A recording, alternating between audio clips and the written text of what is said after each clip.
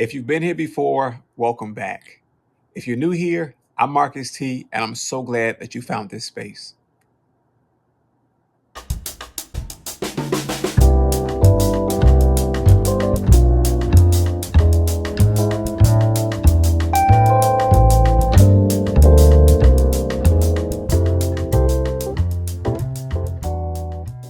Welcome to Life and Poetry. I'm Marcus T, and this is a space that I've created to unpack things and to bring you guys along with this journey of life that I've been experiencing from day to day situations to going deeper and unpacking more things I'm learning about my diagnosis, being more transparent in that space there, even my healing journey mentally, physically, and all those other things that come with it.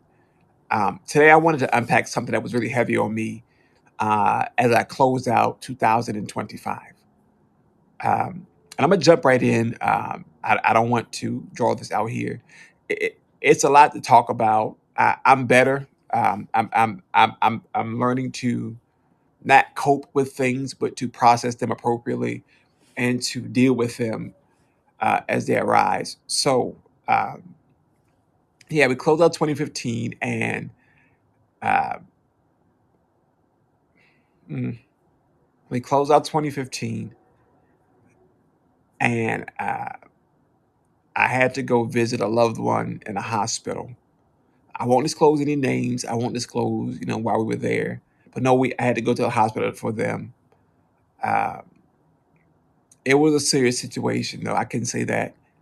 Uh, they are doing better now. I also say that, right, because I know this will get a little heavy, but they are doing great. They are doing better, which is such a blessing to be able to say that.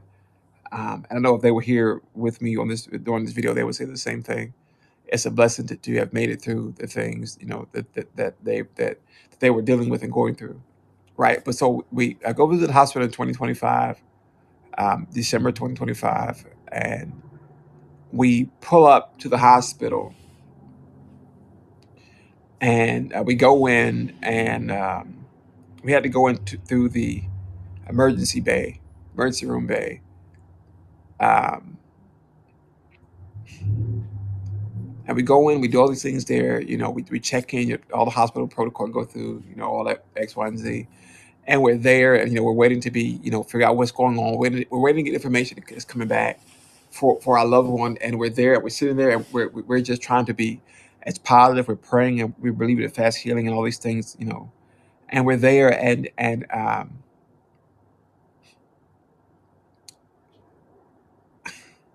this is hard a little bit. We're there, and I started to realize something that's really familiar about this space. Something has triggered a thought in my, a thought in my mind, and a feeling, and a kind of cringe feeling in my body a little bit, if you will. And I noticed where we were at that moment. Um, if you guys been here before, you know that in 2016 I went on a little called a vacation to a couple of hospitals amidst my diagnosis. Um, and being in this hospital in 2025, it clicked in my head once I began to look around. I saw where we were. At the moment, I wasn't thinking about where we were going. I just know we had to get to the hospital to be there for our loved one. And we get there, and all this stuff is happening. Stuff is moving so fast, and you're in a moment sometimes, and you take this time to you process some things, and you move about, you do all these things here. And in the midst of that, I realized that I was walking through the hospital that I was admitted to in 2016, the first hospital that I was admitted to in 2016. And this hospital is where my diagnosis took a turn for, at that time, what we thought was for the worst.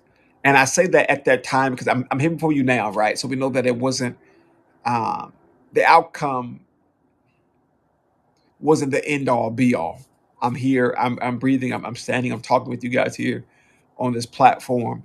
But that hospital was the start of something for me in 2016. that was a progression of things to come. But nonetheless, 2025, we're back in this hospital, and I'm thinking about, okay, I told myself I don't ever want to come back to this hospital again for certain things that were happening, and I thought that I had dealt with it until that moment I realized where I was, and it all flooded back to me. Like it just was like a whoof of emotion, a whoof of feelings, and a heaviness that laid on my heart. And those who were there with, we were there to support, like I said, our loved one, and it was a feeling that I just couldn't shake. Now we our loved one was in there for a week, so for the entire week we were going back to be there, and it was the feeling just kept coming, kept coming, kept coming. No matter how much I tried to push it down, whatever it was there, um, and it was so much. It was so much weight there. And I remember having a conversation in there. We were in the family room, whatever I guess what you call it, the waiting room with the families. Um, and I was having a conversation with another one that was there with us, another individual that was with us, and we were talking about it. And this individual asked me how was I doing, um, and it was so interesting. I'm like, I'm doing good. I'm all right. It's just that I'm all right. We're here. We're supporting. We're loving. We're going to be. We are strong united front. And they were like, that's cool. How are you doing being back here? Um, that moment there for me was a moment of, I don't even know if it's a word for it, that what I felt in that moment when the realization of being back there. And it's interestingly so, the body of people that we were there with, right, were with me through the transitions to my hospital visits in 2016. And they saw everything that I was going through. They've been with me for so long through and they've been with me every step of the way through this process here. So for that question to come about, it was like, okay, how do I answer this while being present here and then making this about me? Um, because the purpose of me being there was to be there for the loved one, and to not to put my stuff out. It was a lot, but the feeling of being back in that space, the and I hate using this word here, but the triggering point for me was, one, recognizing where I was. Two, and it sounds so ominous, but the smell of being back in there. And all hospitals, I don't care what I say, hospitals, they smell clean, but all hospitals don't smell alike. But to know that I was once not even walking those halls, 'cause I wasn't walking back then. I was in a wheelchair. I was bed bound and all these things. But to be back in those halls, it was a lot. It was a lot to do, to like the process. Um, but I managed to stay present for this loved one because, like I said, I didn't want to put my stuff out. This wasn't about me. It no matter how heavy it was, I told myself that I can get through this here because I have the luxury of coming back home after the visit is over, and I can decompress at home. I can let it out at home, and I can do these things when I get home. And when I got home, it was still that heaviness, that achiness, that of being back in that space that transported me back to 2016 while still trying to be president in 2025. It was a lot. It was a melting pot of a lot of emotions. And I remember talking through and unpacking this. And the realization of it all was that no matter how hard I try to suppress those things, they were still there. I hadn't dealt with them in the capacity um, and which was needed to do to make sure that those things wasn't a triggering point, because life goes on, stuff happens. um but the fact that they were pushed down so heavy, so packed, so tight, that when it came up, there wasn't a controlling point there. That I came home and I was up, couldn't sleep, and I'm still thinking about this. And I talked to my wife about it. We talked about it, and I was unpacking. Even when I with my therapist, I unpacked it all, and it was okay. this here is still a big part of me. The emotion is still raw. The emotion is still there. Like I said, I knew that I could go home after the visit was over, but still being in that space and going back for the success of that week. That again, I'm not saying that I didn't want to be there for my loved one, because I was going to be there for them because they were there for me when I was going through what I was going through. Not that I owed them anything. Not that it wasn't I do this for you, do this for me type thing. It's because the support, of riding around somebody who's in need outweighed everything else. And outweighed everything else for me that moment there. Um, and it was weird because a part of me felt guilty that I was thinking about what I dealt with in 2016 here in 2025 when my loved one is here going through something that has placed him in this predicament here. A part of me felt guilty that okay, I couldn't hold off that emotion long enough to just, just say, it is that I don't worry about me. I'm gonna be here for this weekend with X, Y, and Z. But then I realized that, and I had a conversation with this individual when, as we unpacked things, we conversed about it, and we talked about, the feelings of it all, and they said to me that um, they didn't want me to put myself through something that was that strenuous, knowing what it brought up for me. And that for me was a whole loving moment because although they were dealing with what they were dealing with, and they were on the other side of it, but knowing that they thought enough of what I was feeling in the moments to say that it was okay that I didn't come. That time, it's a lot to do. That's like I said, that's 5 or 6 days, whatever. Going back and forth to this place here, it's taxing, it's draining, it's a lot emotionally. It's a lot. You see a loved one in a predicament, and you can't, for lack of better terms, fix them or heal them. And you have to, you're bearing the raw, genuine emotion behind it all, and all of it is just sitting there. It's compiling, it's compressing, and everything's just melting together.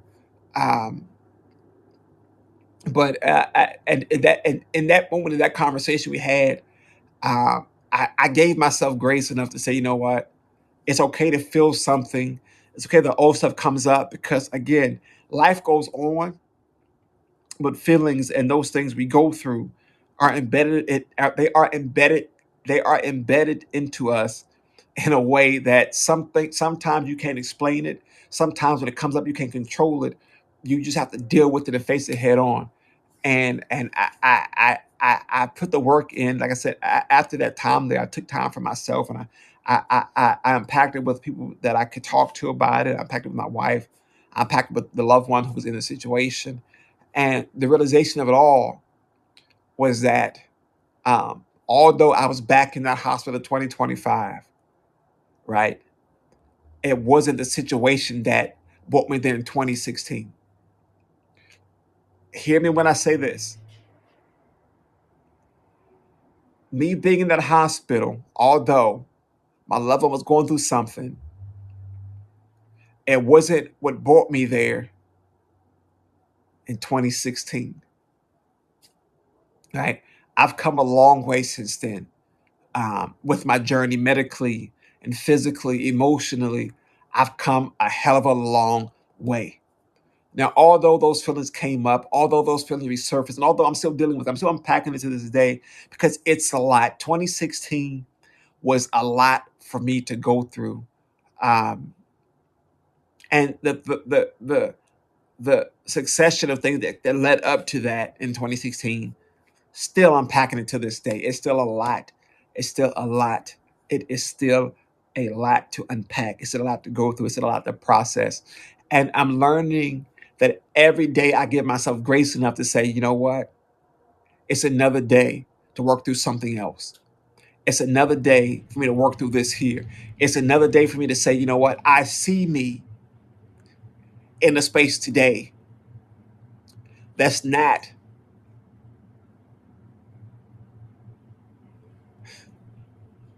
that's not predicated on what happened back then. Now, although the diagnosis is here, the diagnosis is real. That I'm dealing with the diagnosis every day. I wake up every day. I go to sleep. I deal with that diagnosis, but I've come a long way. And my loved one would tell you the same thing. The one we were there to support and love on and to be there for would tell you the same thing. I've come a long way. What happened to me in 2016 doesn't define me today in 2026. It didn't define me going back to the hospital December 2025. It does not define who Marcus T is and where Marcus T is going. Although it was a lot to go through in that space there, I'm glad that I was able to be there for my loved one. I'm glad that I was able to um, not suppress, but to hold on to the things of me that were being pieced together in those moments to to be present. I'm proud of me for even saying, you know what, I'm going to go back every time we go back as a family, as a unit, to make sure that they know that our loved one know that we got them.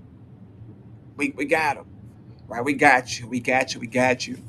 And everything else can be, everything else was just everything else in those moments there. Um, but it was a lot. It was a lot to do. It was a lot to go through. Um, it was really interesting coming back home and looking at myself in the mirror as I preparing the shower and remembering what I looked like in 2016. Remember how frail I was, how fragile I was physically, emotionally, mentally, spiritually. All of those parts of me were frail. My body was small, literally, physically, I was small. Um, and in 2026, I'm standing. I'm flat-footed. I'm rooting in something greater than. And I'm doing my best every day to not allow what happened to me in 2016 and the years that led up to 2016 to determine my tomorrow. And I've said this before. Um, my tomorrow isn't necessarily the day that's after today. It's not that single day. It's every day that comes after, right? It's every day that I better myself, that I'm working on the healing within myself, that I'm working on. Remember that Marcus is human, that Marcus is a person, that Marcus is experiencing life in real time. That this is that as my pastor would say, my mentor, my big, would say, my big brother, my mentor, my pastor, all those things, right? That, as he would say, this is it's not a fairy tale, right? It's not a fantasy. This is reality, and reality in that moment was that I was transported back to a place for those moments, and then when I came back to uh, present day and present time, r- realizing with this epiphany type moment, this Selah type moment, that I've come a hell of a long way since that turning point in 2016. I've come a hell of a long way since that turning point in 2016. And I'm still coming, I'm still going, I'm still growing, I'm still moving forward, I'm still processing, I'm still healing, and I'm still developing new patience. I'm still developing new patience. I'm still developing new patience. And I'm gonna keep saying it because it's so heavy, it's so powerful. That if you understood the magnitude of 2016 for my life, and the fact that I'm standing here right now, I'm unpacking these things, and you would sit back and say, you know what, man, words can't explain what I feel right now. Um, Words can't explain uh, the gratitude that I had for those who were with me in 2016, even for those who were with me through this process in 2025 as we move through these spaces here. Um, it's a lot to do. It's a lot to process out. It's a lot to work through. But nonetheless, I'm still standing. I'm still here, um, and we're still moving forward. But yo, it was a lot. But like I said, I'm doing better. My loved one is doing amazing. They're doing better. They're doing much better, and I thank God for that. I thank God for the healing, through us all, because some of us ain't here no more. You know, some people are still going through stuff, and I pray every day. I pray for those individuals who are dealing with stuff that's so heavy, that's impacting them in ways that can't be explained, or I truly, truly, truly, I pray for us all in those spaces, and that we find the peace of it all, and we're able to walk into that true and total healing, mind, body, spirit, the whole kit and caboodle, as they say. Um, but yeah, it's a day to day process for me, taking it one day at a time. And as my father would say, if he was still here with us today, he would say, "His son, the only easy day was yesterday. Keep moving forward, keep growing, and keep believing that tomorrow is another chance to make it better. That is another chance to unpack something. There's another chance to heal from something. There's another chance to get through something. There's another chance to get the breakthrough that you've been looking for, longing for, and yearning for. It's there. It's there. And God willing, we all see tomorrow. God willing, we all see tomorrow. Life Import You fam. We're going to keep unpacking stuff. Keep up on the journey. Stay with me. Um, let's have these conversations, and trust that it gets better. It gets better. And, as I say, um, it's never goodbye. It's never goodbye. So I'll see y'all later. Life Import You fam. Trust me. Trust me. Your tomorrow isn't determined by your today. Be blessed. I'll catch y'all later. I'll catch y'all later.